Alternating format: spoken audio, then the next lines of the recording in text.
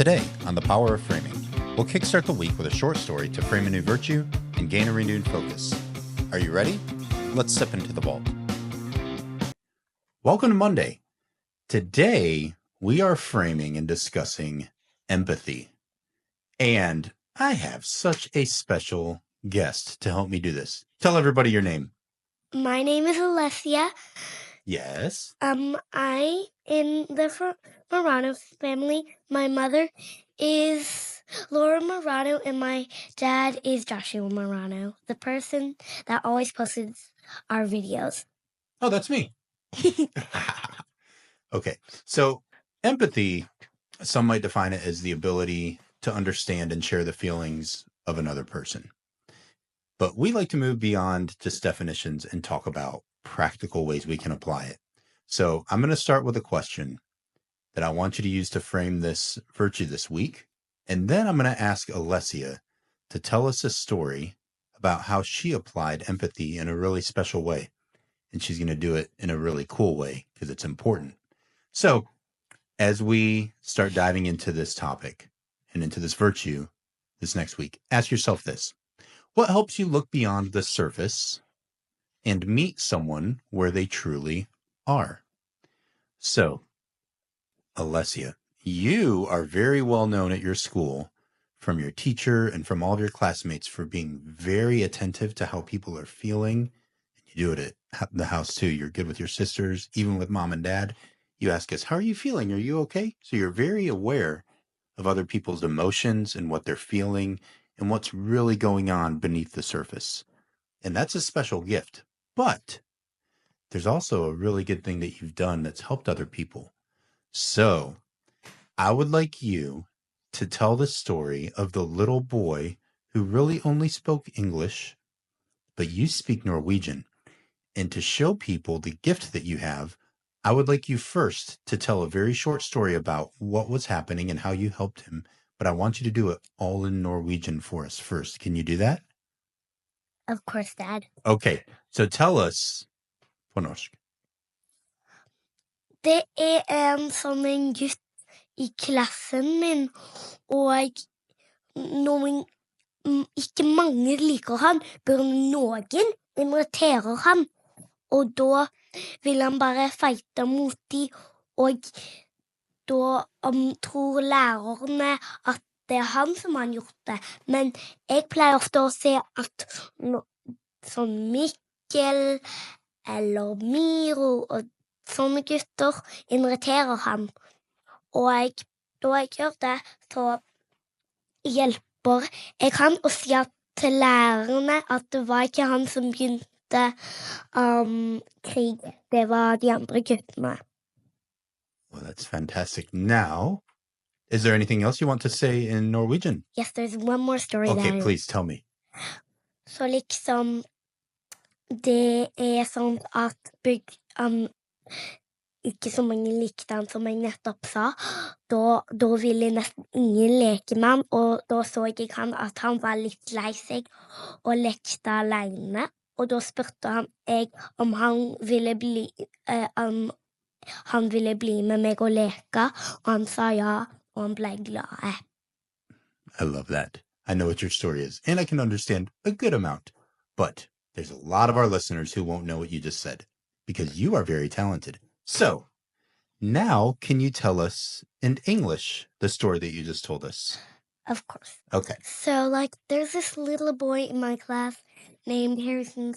He's the same years old as me, and he, not many people like him because they always think that it's him that started the fight because other boys, make fun of him, and he doesn't like that.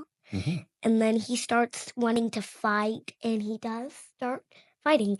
And then the teachers think that it's Harrison that started the fight, not the other boys. Mm.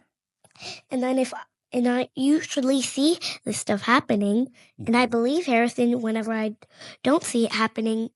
So I go and tell the teachers that it wasn't him that started the fight, it was the other boys. And then we fix it out, and and then Harrison becomes happy again. That's good. And then the other thing that I was going to say is that based on the story I just said, like people not liking him because they think that he started the fight. So people don't really like playing with him. So when I saw him playing alone, I went to him and asked if he wanted to play with me, and he said yes, and he got happy again.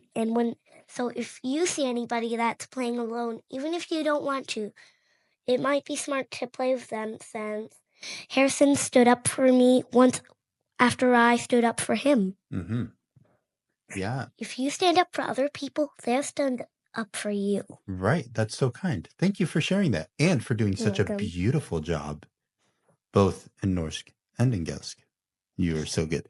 So I have heard this story, and Alessia's teacher, when we had our student parent teacher conference and meeting towards the end of her school year, we are now on summer break. Wah, wah, wah, wah. Wah, wah, wah.